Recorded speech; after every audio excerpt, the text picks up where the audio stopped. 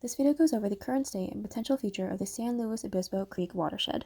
Well, first off, what is the San Luis Obispo Creek watershed? Well, to get us oriented, the San Luis Obispo Creek watershed is located here, in SLO. It is roughly 53,000 acres and encompasses San Luis Obispo and part of Avila Valley. Not to be confused with San Luis Obispo Creek that runs downtown. We are talking about a watershed named San Luis Obispo Creek. The watershed flows to the Pacific Ocean and has 6 major tributary basins: Stunner Creek, Perfumo Creek, Laguna Lake, East Branch, San Luis Obispo Creek, Davenport Creek, and Sea Canyon. Now, how was it formed? Well, like all watersheds, every body of water has a watershed. Watersheds drain rainfall and snowmelt into streams and rivers. These smaller bodies of water flow into larger ones, including lakes, bays, and oceans. Gravity helps to guide the path that water takes across a landscape. Not all rain or snow that falls on a watershed flows out this way. Some seeps into the ground. It goes underground into reservoirs called aquifers. Other precipitation ends up on hard surfaces such as roads and parking lots, from which it may enter storm drains that feed into streams. The path water takes across the land is determined mainly by gravity. High places, ridges, mountains, and hills, form divides between adjacent watersheds. Water always flows downhill.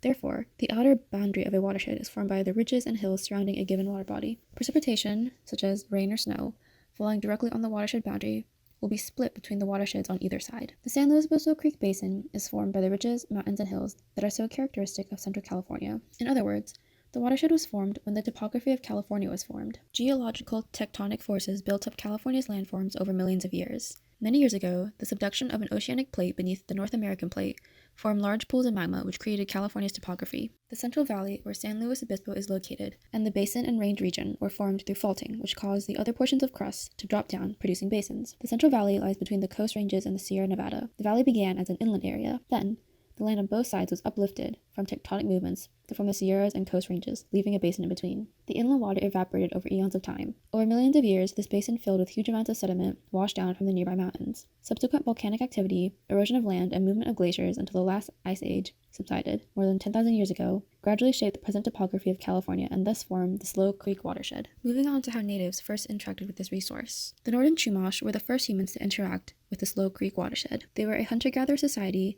and live all throughout Central California, but predominantly along the California coast. The various Chumash groups had trade relationships with other tribes, both on the coast and far inland. They brought many items from the sea, such as abalone, clamshells, and shell beads, to the Yokuts of the Central Valley. In exchange, they received things such as obsidian, salt, black pigment, and antelope skins. The settlement patterns reflect relationships to sources of fresh water, food resources, travel routes, and the presence of certain kinds of animals.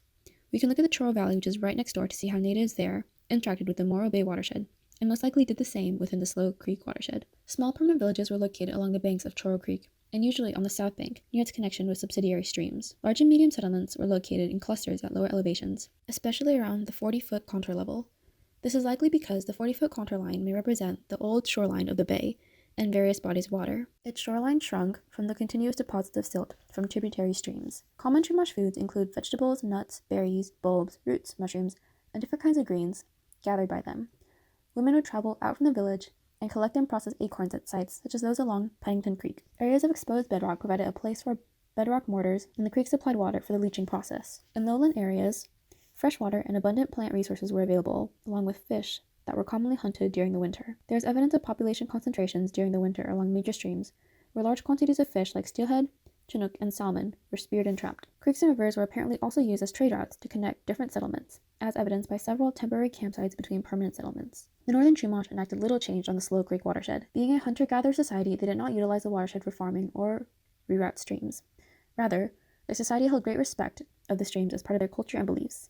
The Chumash's greatest impact on the watershed would be hunting animals from it and potentially adding new inputs into the water from processing their food. Now, taking a closer look at the history of the watershed from the 1500s to the 1900s. From the 1500s, the Chumash were the natives living on the land, and they fished and traveled with the water. It wasn't until the 1700s where colonizers first came to the land. In 1772, the Spaniards found Mission San Luis Obispo and located it at the junction of SLO Creek and Stunner Creek, and they brought ranching to the area. 4 years later, a wooden aqueduct was built to bring water to the mission's fields from several miles up San Luis Creek via a flume. Not long after, sheet iron pipes were laid in the street to deliver water through the town, but within 10 years, those were replaced by cast iron pipes fed by a 20 million gallon capacity reservoir. During this time, in 1897, Laguna Lake was also smaller, with open water water and a large wetland surrounding it. Additionally, there was a large tidal marsh present at Western Villa Beach, and the lagoon mass surrounding it was much bigger. In 1911, Stagecoach Dam and Reservoir Canyon Dam were constructed for the water supply. In 1950, sections of the creek were straightened, and they removed natural meanders. Perfumo Creek was also rerouted to Laguna Lake and expanded to the outlet under Madonna Road. In 1969, the dam was constructed across Lower Slow Creek to halt saltwater intrusion, and 1 year after, flood control levees were constructed along various sections of the channel. In 1994, Ivalo Golf Course displaced the natural meander loop and sandbar, and finally in 1996, the Natural Resources Program was formed at the City of San Luis Obispo, and they focus on habitat improvements, barrier removal, invasive species control, erosion control, open space protection, and acquisition. Looking at the Slow Creek Watershed today, Slow Creek Watershed has quite a few beneficial uses. First, it's used for municipal and domestic water supply. This picture is of the wastewater treatment plant. This discharges the treated wastewater back into the creek. Another main use for the water is agriculture, and we also use it for groundwater recharge and freshwater replenishment. The watershed can also be used as a cold water habitat for fish, rare, threatened, or endangered species. It serves as a spawning or early development area for fish or young steelhead. So now moving on to the future of the Slow Creek. In its current state, there's a couple different concerns. The Slow Creek watershed currently faces issues that have been designated by the California as medium priority, which has necessitated the formation of a Groundwater Sustainability Agency, or GSA, for the management of the watershed. The agency's goal is to include actions to ensure groundwater levels are stable over time, water quality is not degraded, and the groundwater basin is managed in a fair, cost-efficient, and sustainable manner for all of its years. The issues that the Slow Watershed is currently facing include declining groundwater levels, poor water quality and contamination, insufficient water flow, and limited proper habitat for aquatic life. So looking at the groundwater levels, in the early 2000s, the Slow groundwater basin was identified as being overdraft, meaning that the water is being pumped or removed faster than it's being replaced by all of its different sources. This is primarily from overpumping by agricultural, municipal, and industrial applications. This condition has continued to worsen over the past decade and has been exacerbated by the ongoing drought. Some wells within the area have exhibited a decline from 19 feet below ground in 2021 to 46 feet below ground in 2016. At minimum, data shows that the health of the groundwater is not improving over time, which is concerning given the current and likely increasing demand over time. Additionally, the impervious ground cover throughout the central part of the basin, such as development in and around the city, has reduced the rate of once natural recharge into the underlying aquifer. Another issue we mentioned was poor water quality and contamination. This water quality data collected from various locations in the watershed show pollutant sources from the water reclamation plant, urban sources, agricultural sources, automobiles, runoff from commercial areas, and home/municipal use of fertilizer, pesticides, and transient encampments also contribute to that contamination. The city has identified pathogens, sediment, and trash as its highest priority pollutants for SLO's stormwater program. Sampling shows progressive downstream degradation in conditions and water quality. The greatest change coincides with the urban areas of the city. This is undoubtedly a primary result of urban stormwater runoff that takes all the pollutants on our streets and washes it into our groundwater. The severity of the contamination is less, however, where the population density and the sheer area of urbanized land is less. We also need to look at water flow. So the Slow watershed has constant and seasonal flows of water throughout its various creeks and streams, but is highly variable with dramatic differences per the time of year, and more so with current weather patterns. The periods of low to no flow in the channel are of concern. Factors at play are, just as we talked about, groundwater pumping and impervious cover, which are known to influence the extent of seasonal drying and stream channel. The analysis of medium levels of flow needed in spring and summer to support critical life stages of various aquatic species show that the minimum values are typically reached in the constant flows of the Slow channel network, but are not met at all where the channel goes dry. Places where water flow is adequate is unfortunately not suitable for the spawning habitat for fish.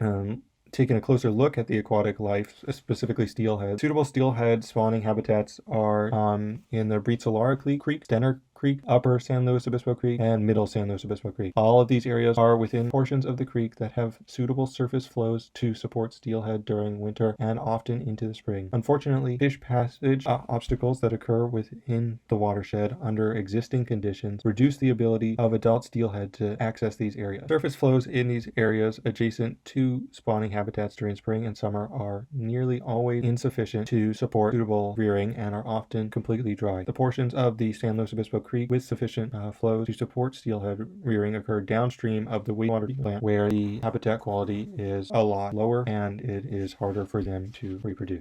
This is just looking at those creeks again. So we see Brizalara, Stenner, Upper, and Middle San Luis Obispo Creek. This is examples of blockages as well as the creek being dried up. Now, taking a look at current resource management, the Slow Creek watershed is managed by the city and government agencies, specifically the County of San Luis Obispo Groundwater Sustainability Agency, as well as the City of San Luis Obispo Groundwater Sustainability Agency. These agencies are tasked with monitoring and creating plans for water quality, watershed management, climate change planning, flood control, and water conservation. They often merely act as a consultant and create goals and standards based on their collected data for the city and developers to hopefully follow and address. The issue with this is that there is no guarantee for action on the care of the watershed and little to no actual legal repercussions other than our watershed becoming irreversibly damaged and drying up. For example, in an urban landscape, processes such as infiltration from natural rainwater and discharge are severely compromised or lost altogether, simply because the upper soil layers and vegetation have been stripped, compacted, or converted with rooftops or pavements. This transformation of the hydrologic regime from where one subsurface flow once dominated to one where overland flow dominates alters the process of runoff generation throughout the built-up landscape. Other human actions associated with urbanization do not affect stormwater directly, but can further amplify the negative consequences on the biodata. These actions include the clearing of riparian vegetation around streams and wetlands, atmospheric pollutants that are subsequently deposited, release of exotic or toxic chemicals into the environment, and channel crossing by roads and utilities. Consequences of these transformations resulting from high levels of imperviousness as well as the watershed process of infiltration and interflow commonly being converted to runoff, increasing runoff volumes and reducing aquifer recharge. Development commonly covers natural surfaces and often introduces non-native vegetation, preventing the natural supply of sediment from reaching receiving waters and reducing opportunities for chemical and biological transformations of the pollutants in runoff into more benign compounds. Impacts by population growth and climate change. Increased human population will also increase the development of the surrounding area. This will lead to less land available to absorb runoff and channel to the watershed. Instead, runoff will become harder to control, decreasing the amount of water available to recharge the aquifer. This increased human impact will also increase the amount of pathogens and chemical loads that are inputted into the watershed, as you can see here with all of this trash. It's predicted that climate change will have a significant effect on stream flow, sediment loads, and nitrogen and phosphorus input into the watershed. Climate change will also influence the timing and magnitude of runoff and sediment yields. Changes in variability of flows and pollutant loads that are induced by climate change have important implications on water supplies, water quality, and the aquatic ecosystems that exist within a watershed. Potential impacts of these changes include water deficits during peak seasons of water demand, increased eutrophication potential, and impacts on fish migration. Better management practices. Sedimentation in general is a natural function of waterways. It brings nutrients and materials to aquatic ecosystems and creates beaches at creek mouths. However, excessive erosion can fill creek banks, reduce flood capacity, and destroy habitats for aquatic species. In order to prevent problems caused by erosion,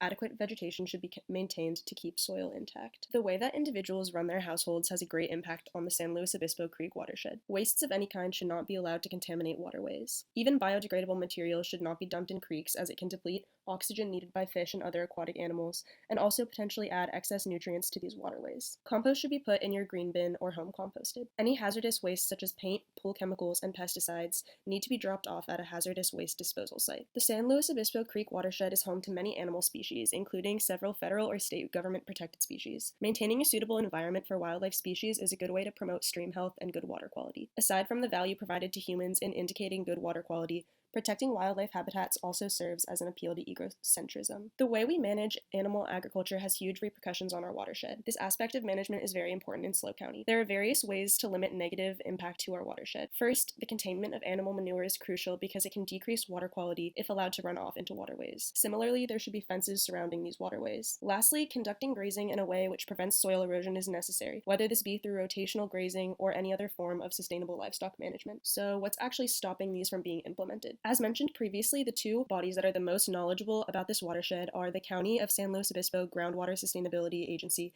and the City of San Luis Obispo Groundwater Sustainability Agency. However, the main issue that's stopping their efforts is that they essentially have no enforcement capability. The actual enforcement of their standards comes from the city government, and unless the city spends a lot of time, money, and effort to enforce these standards that the two agencies create, there will be no improvement in watershed quality and capacity. In terms of groundwater, we must pump enough to provide water for SLO County citizens. However, individual households, businesses, and other groups can make the decision to be more water conscious. Even though there are economic incentives to use less water, there is no cap on per capita water use or any hard limits which would take pressure off groundwater sources. Overall, the future of this resource looks relatively grim if we do not create more efficient enforcement of these watershed regulations. And here are our sources.